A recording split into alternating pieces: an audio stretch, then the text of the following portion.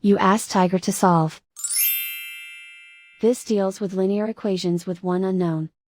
The final result is n equals 4.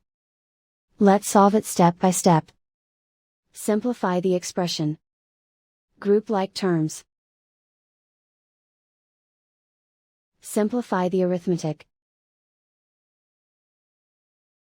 Group all in terms on the left side of the equation. Add 5n to both sides. Group like terms.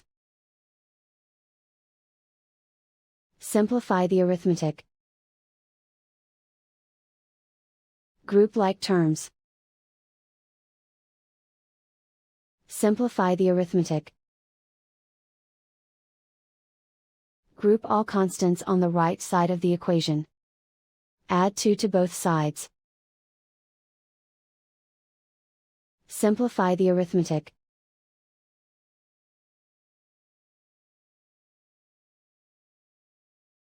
Isolate the n. Divide both sides by 17. Simplify the fraction. Find the greatest common factor of the numerator and denominator.